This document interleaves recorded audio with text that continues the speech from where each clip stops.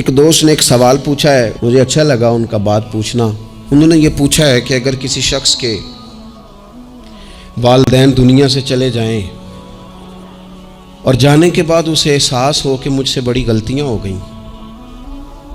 اسے احساس ہو کہ بڑی کوتاہیاں ہو گئیں، بڑی جگہوں پہ میں بھول گیا۔ بہت سارے لوگوں کو پچھتاوا ہوتا ہے کہ یار بڑی چیزیں تھیں جو ہم کر سکتے تھے پر ہم سے نہیں ہو سکیں۔ انہوں نے پوچھا جی کوئی اب بھی کوئی اس کا حل ہے؟ تو میں نے کہا ہے نا، ہم رسول رحمت کے ماننے والے ہیں صلی اللہ تعالی علیہ وسلم۔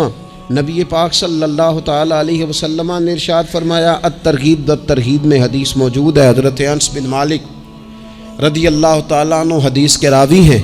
اللہ کے پیارے حبیب علیہ الصلوۃ والسلام نے فرمایا، جس بندے کے والدین یا دونوں میں سے کوئی ایک انتقال کر جائے اور وہ معاذ اللہ ان کا نافرمان ہو، تو فرمایا پھر ان کے لیے دعا کرتا رہے، استغفار کرتا رہے، کرتا رہے، کرتا رہے، کرتا رہے، امید ہے اللہ اسے نیکوکاروں میں لکھ دے گا، وہ فرما برداروں میں آ جائے گا۔ شرط یہ ہے کہ وہ ان کے لیے استغفار کرے، دعائے مغفرت کرے، اب ان کے لیے وہ اب ہی شروع کر دے ان کو یاد کرنا، اب ہی اس مقام پر آ جائے، ابھی کچھ سوچ لے، تو اللہ تعالیٰ کی بارگاہ سے کرم کی امید ہے کہ اللہ اس نے جو زندگی میں اس سے غلطیاں ہو گئی، رب اس کی ان غلطیوں کو معاف کر دے گا۔ روز استغفار کرے۔ ایک دوست نے مجھ سے ایک دفعہ پوچھا تھا کہ حضرت صاحب والدین چلے گئے ہیں، ان کے لیے کیا کروں؟